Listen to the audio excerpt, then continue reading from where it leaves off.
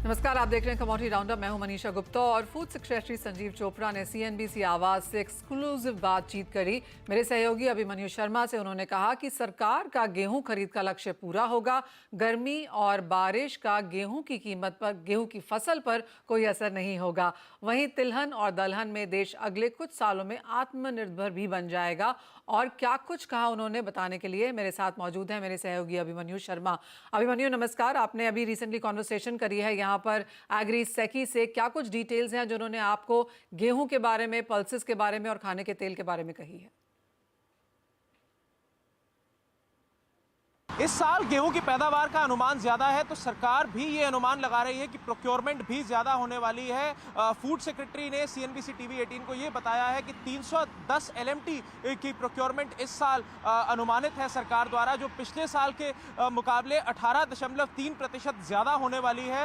इसके अलावा सरकार ये भी चाह रही है कि ज्यादा प्रोक्योरमेंट के कारण सरकार के पास ज्यादा अनाज होगा, ज्यादा गेहूं होगा, जिस कारण वह मार्केट प्राइसेस को बेहतर इन्फ्लुएंस कर पाएगी और बेहतर कूल डाउन कर पाएगी।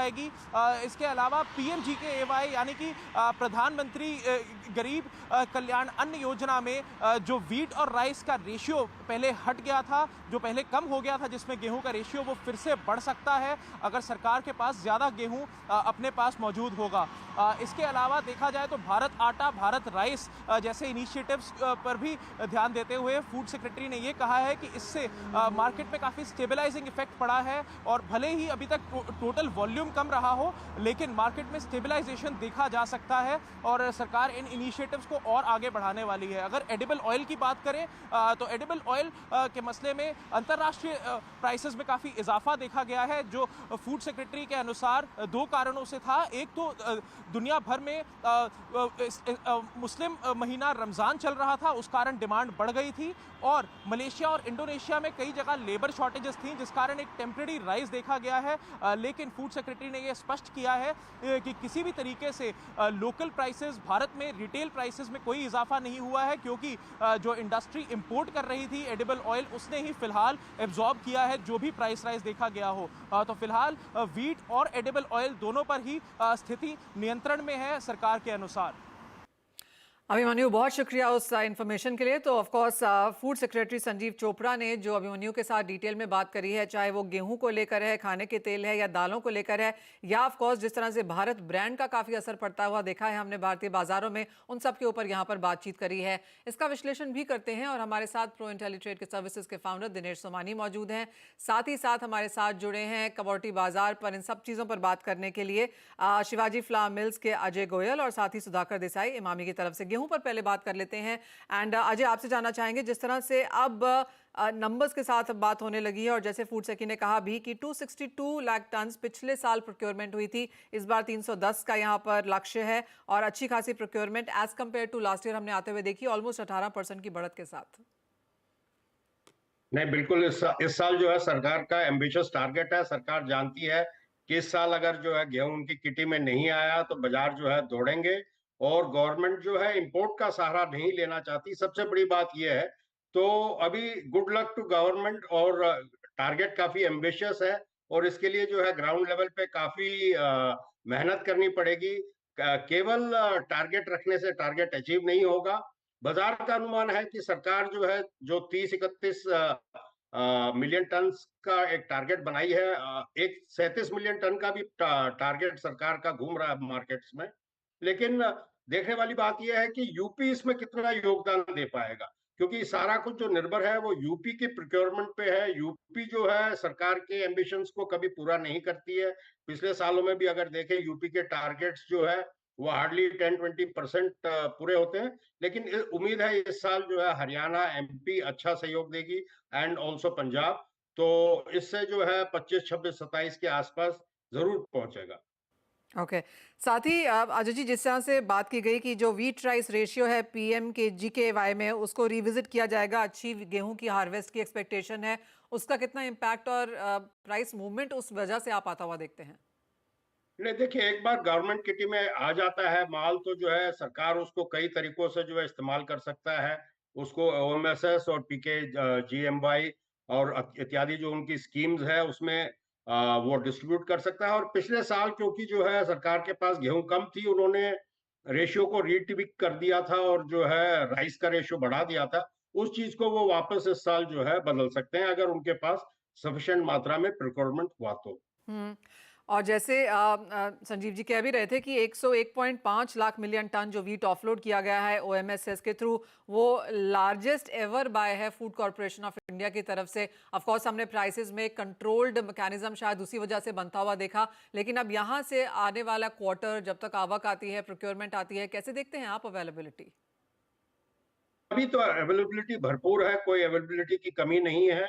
पंजाब हरियाणा में भी जो है अच्छा खासा जो है ट्रिकल आना शुरू हो गया है। यूपी मार्केट्स अधिकतर मंडियों में अच्छी आवक है, एमपी है। केवल गुजरात महाराष्ट्र जो है वो थोड़ा सा कमजोर है पिछले साल के बनस्पत, लेकिन राजस्थान बिहार मोटा मोटी जो है सिग्नल्स अच्छे हैं इस साल। सबसे इम्पोर्टेंट सवाल अजय जी, जैसे संजीव चोपड़ा जी कह रहे थे कि अगर वीट के प्राइसेस हम देखें तो साल दर साल 5% बढ़े हैं, लेकिन एमएसपी में 7% का इजाफा हुआ है। ये कैलकुलेशन आप कैसे देखते हैं, इंडस्ट्री कैसे देख रही है? देखिए, सरकार जो है हर चीज की मोनोपोली कर रही है, प्राइवेट ट्रेड को ईज आउट कर रही है। सरकार का ऑब्जेक्टिव है प्राइस स्टेबिलिटी। उसके लिए केवल सरकार उस चीज को अचीव कर सकती है सब्सिडाइज करके और मार्केट के अंदर जो है इंटरवीन करके। बाकी प्राइवेट ट्रेड को तो जो है कॉस्ट ऑफ कैरी हर महीने लगती है, साल में एक फसल होती है। जो भी स्टॉकिस्ट होगा अगर उस चीज को स्टॉक करेगा तो उसको महीने दर महीने जो है ब्याज भाड़ा लगेगा। तो सरकार उस चीज को डिस्टॉर्ट करके जो है मार्केट इंटरवेंशन प्रोग्राम के थ्रू जो है प्राइस स्टेबिलिटी अचीव करती है। Long term private investment, private trade इससे दूर भागेगा, ये मेरा मानना है। और इसका क्या इम्पैक्ट पड़ेगा फिर ओवरऑल इंडस्ट्री पे? इंडस्ट्री तो देखिए इंटरमीडिएटरी है, प्रोसेसर है, जो अल्टीमेट यूजर्स हैं वो बिस्किट मैन्युफैक्चरर्स, ब्रेड मैन्युफैक्चरर्स है, वो भी प्राइस स्टेबिलिटी चाहती है। तो इंडस्ट्री भी जो है धीरे धीरे जो उनका पहले स्टॉकिंग प्लान रहता था at the start of the year, market participation रहता था, वो विड्रॉ होता जा रहा है और केवल कुछ इलाकों में या कुछ खास वैरायटीज में जो है मिल्स अभी स्टॉकिंग कर रही है। बाकी आम स्टॉकिंग से जो है हर प्राइवेट ट्रेड और इंडस्ट्री दूर भाग रही है आज की तारीख में। और एक फाइनल सवाल अजय जी, और ये भी कहा गया कि कोई रिव्यू ऑन कार्ड्स नहीं है जहां तक रिस्ट्रिक्शंस की बात है एक्सपोर्ट्स को लेकर, चाहे वो चावल है या गेहूं है। आई एम अज्यूमिंग ये तो इंडस्ट्री एक्सपेक्ट ही कर रही है फिलहाल। अब देखिए, अगर बहुत ही अच्छी फसल हुई, सरकार को जो है 30-31 मिलियन टन मिल जाता है, तो हो सकता है खुश होकर जो है कुछ एक्सपोर्ट्स लिमिटेड वे से खोल दे। ये सब चीजें मेरे ख्याल से जून जुलाई में रिव्यू की जाएंगी। It's too early to make a comment now, पर जून जुलाई में जरूर जो है सरकार को पूरा अंदाजा आ जाएगा उनके किटी में कितना गेहूं आया है और कितना सरप्लस मार्केट में है, उसका अंदाजा भी लग जाएगा। तो हो सकता है कुछ रिव्यू जो है जून जुलाई में सरकार जरूर करेगी। ऑलराइट, यानी कि अगर कोई भी रिव्यू आता हुआ नजर आएगा तो वो जून जुलाई में होगा। एक बार इलेक्शंस हो जाएं, एक बार पूरी फसल बाजार में आ जाए, सरकार की क्या प्रोक्योरमेंट है उसके ऊपर नजर हो, उसके बाद ऑफ कोर्स आगे के स्टेप्स यहाँ पर लिए जाएंगे। अजय जी बहुत शुक्रिया साथ जुड़ने के लिए, गेहूं पर बात करने के लिए। लेकिन खाने के तेल पर भी यहाँ पर फूड सेक्रेटरी काफी बोले हैं और हमारे साथ सुधाकर देसाई जी अब जुड़ चुके हैं। सुधाकर जी नमस्कार। जो एक दो चीजें इंपॉर्टेंट हैं वो मैं आपसे पहले कहना चाहूंगी। एक तो ये कि जो एडिबल ऑयल के प्राइसेस में हमने रिसेंट में राइज आता हुआ देखा है, वो ये माना जा रहा है कि ग्लोबल राइज की वजह से है, ऑब्वियसली क्योंकि हम इतना सारा यहाँ पर इंपोर्ट करते हैं। दूसरी बात ये कि फ्रेट प्राइसेस में यहाँ पर इंक्रीज आता हुआ नजर आया है। लेकिन मोस्ट इंपॉर्टेंट जो यहाँ पर फूड सेक्रेटरी ने कहा वो ये कि जो भी राइज है इंपोर्टेड एडिबल ऑयल की वजह से, वो इंडस्ट्री ने एब्जॉर्ब किया है और रिटेल को पास ऑन नहीं किया है। Yes, you're right, Manisha ji. I think in the concern list of the inflation, edible oil का ज़्यादा चिंता रहा नहीं है पिछले 2-3 महीने से, आपने भी देखा है। So edible oil has been very comfortable situation as far as India is concerned. But today on the spot, the key drivers today are globally that palm prices काफी ऊंचा है। जैसे अगर palm अगर $1,025 spot में है, तो soya is $972, sun oil is $975. This is simply because the spot markets in palm have been rationing off some demand. But this situation, I think, is correcting now. जैसे अभी POC में मार्च beginning में जो एक बार 4500 भी मार्च में टच किया था, जैसे हमेशा होता है, इमीडिएट एक्सुबरेंस आफ्टर POC। उसके बाद धीरे धीरे अभी 4200 4110 के ऊपर 10 पर BMD आ चुका है। तो आगे का अगर पाम ऑयल प्राइसेस देखे तो ये मई का $995 है और जून में $980 है। तो मतलब इस वक्त सोया, सन, पाम ये काफी चीजें मार्केट शेयर के लिए इंडिया में compete करेंगे। इसके वजह से मुझे लगता है कि प्राइसेस पाम के थोड़ा ईज ऑफ होना पड़ेगा। उसका मेन कारण ये है कि इंडिया ने फॉरवर्ड मार्केट में ऑलरेडी सोया और सन का परचेज कर चुका है। So, and immediately after Ramadan, we also expect production to increase in palm oil. So, post for another 1 month, the situation may be tight. After that, I think BMD will head towards 4,000 ringgits and below. But the second major theme today is the increased geopolitical tensions, as you are aware, which is causing a firm crude oil prices. तो crude के वजह से थोड़ा बहुत US में biodiesel margin भी अच्छा है. This should be supportive to soya complex and thereby other oils. Dollar index is also very strong at 106.3. Asian currencies, Indonesia, Malaysia, thoda weak hai. So I think the geopolitical situation, when you watch, probably we need to watch that carefully. What it does mean to India is that in case there is any delay or disruption in receiving either sun oil, especially not soybean oil, but sun oil, तो आज के दिन में India में जो stocks है या India का जो बड़ा मस्टर्ड क्रॉप है, this will come to rescue of the situation. So I think as far as we are concerned today as India, we have a good flow of imports. We have actually very poor demand in the month of April seasonally, as it happens every year. And mustard crop is very big and waiting to find home, waiting for somebody to crush it. So I think I would put it all this as a comfortable, and the rally probably farm-driven rally is over. But for the red flag of the geopolitical tension, we need to watch. And the last point is that it is very, very imperative that self-sufficiency ke taraf humko to jarur, I know that a lot of government working is happening because we need to increase the crops simply because Indonesia and Malaysia palms productions are becoming stagnant. Actually वही मेरा अगला सवाल भी था आपसे सुधाकर जी, क्योंकि हम बार बार ये जो self sufficiency next few years की बात करते हैं, कोई टाइमलाइन यहाँ पर ऑफ कोर्स नहीं है, अगले कुछ सालों में सेल्फ सफिशिएंसी की बात है, तो कहाँ पर खड़े हैं हम जिस तरह की हमारे इंपोर्ट्स हैं, और कितनी सेल्फ सफिशिएंसी आपको लगता है कि अगले 5 साल में भी इंडिया यहाँ पर देख पाएगा? देखिए, मस्टर्ड क्रॉप अगर हम देखें तो पिछले 3 साल में it has grown up by 45% even without any national mission on oil seeds. So I believe that in case national mission oil triggers off, our import dependency, we have, as IBPA, we have given a white paper with demand and supply expectations with a potential case.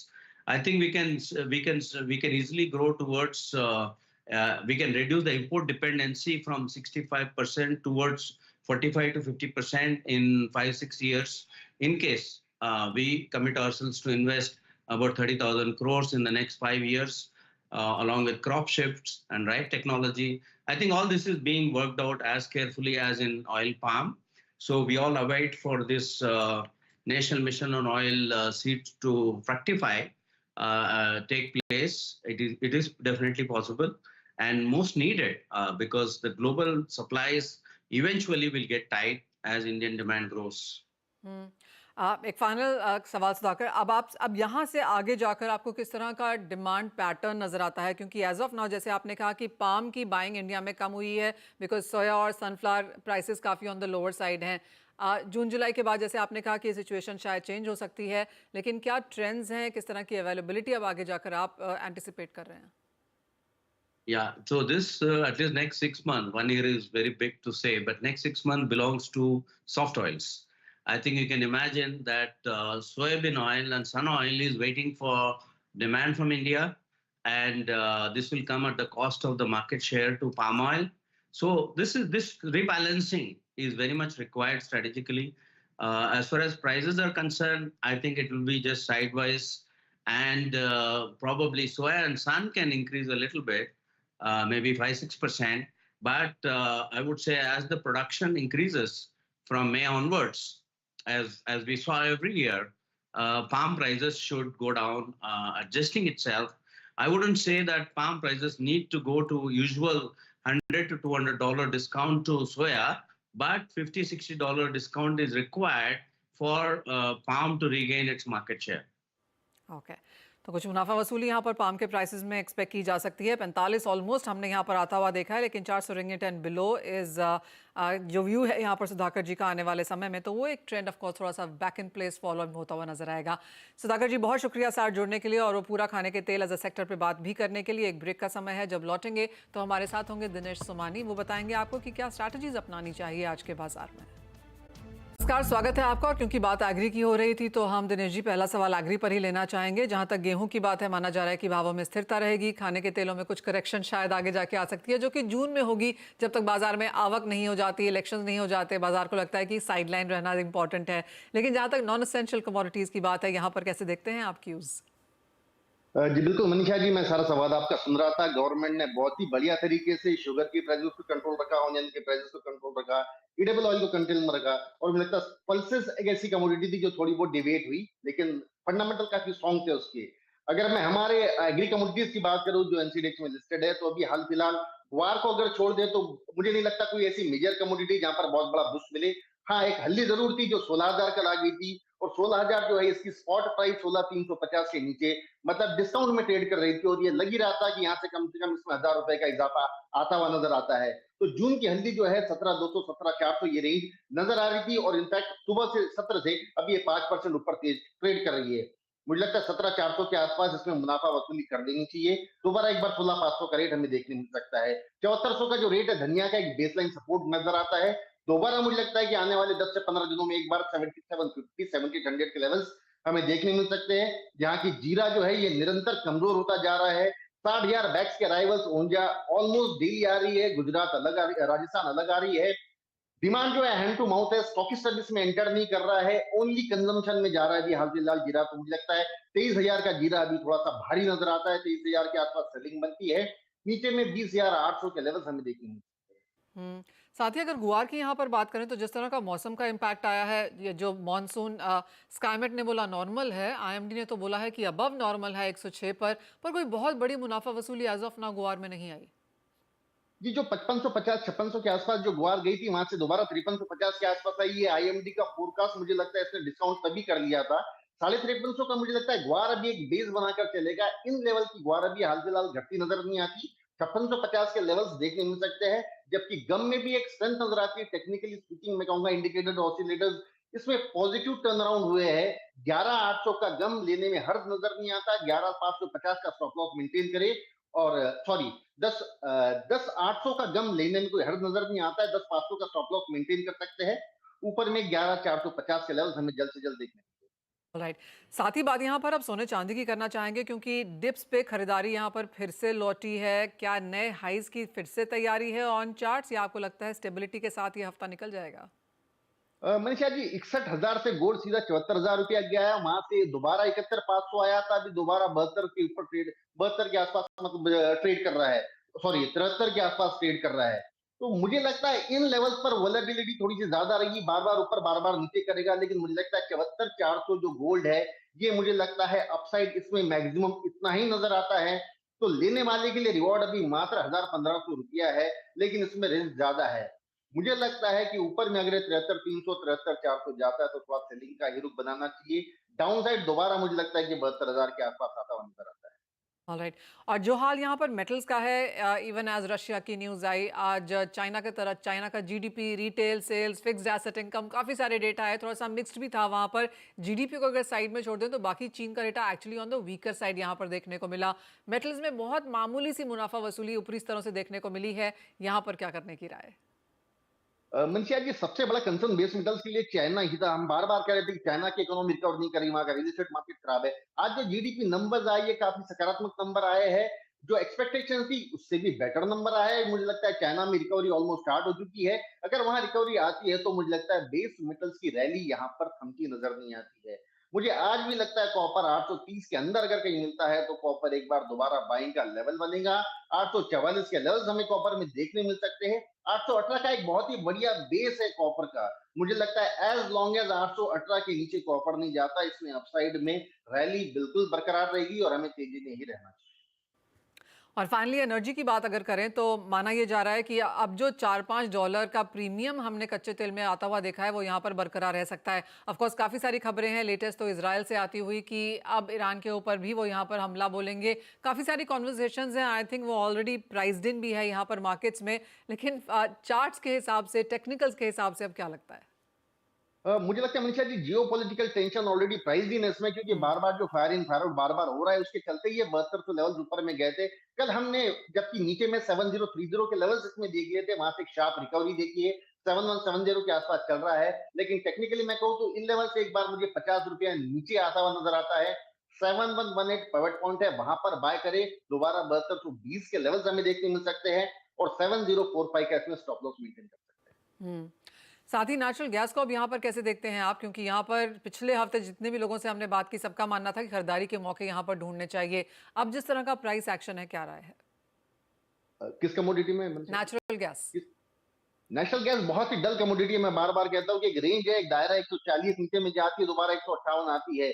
मुझे लगता है कि इसमें कोई positional trade normally नहीं बन रहा है भी, अनलेस एंड अनटिल कोई indicators oscillators positive turn around होते हैं। 140 का बेस है, यहाँ पर बाय बनता है, दोबारा 148 152 जा सकता है, 135 का स्टॉप लॉस मेंटेन किया जा सकता है। तो एक चीज़ तो तय है कि एक तरफा बाजार अब ये यहाँ पर नहीं है, कुछ स्टेबिलिटी बाजार में देखने को मिल रही है, कहीं कहीं कुछ मुनाफा वसूली के मौके भी अब आप यहाँ पर मार्केट्स में ढूंढ सकते हैं। दिनेश जी एज ऑलवेज बहुत शुक्रिया साथ जुड़ने के लिए, तमाम कमोडिटीज़ पर स्ट्रैटेजीज भी शेयर करने के लिए। लेकिन ब्रेक में जाने से पहले आपको बता दें कि कमोडिटी मार्केट्स की तरफ लोगों का ज़बरदस्त इंटरेस्ट है। लोग बाजार में निवेश तो करना चाहते हैं लेकिन सही तरीका नहीं जानते। ऐसे में आपकी मदद करने के लिए CNBC आवाज़ लेकर आया है अब तक की सबसे अनोखी पहल।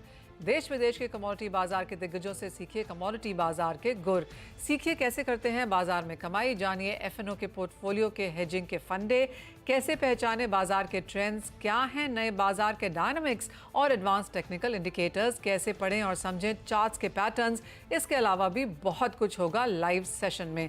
साथ ही कमोडिटी से जुड़े आपके हर सवालों के जवाब भी आपको मिलेंगे। तो इस एक्सक्लूसिव वेबिनार का हिस्सा बनने के लिए अभी लॉग इन करिए इस सामने दिए गए लिंक्स पर।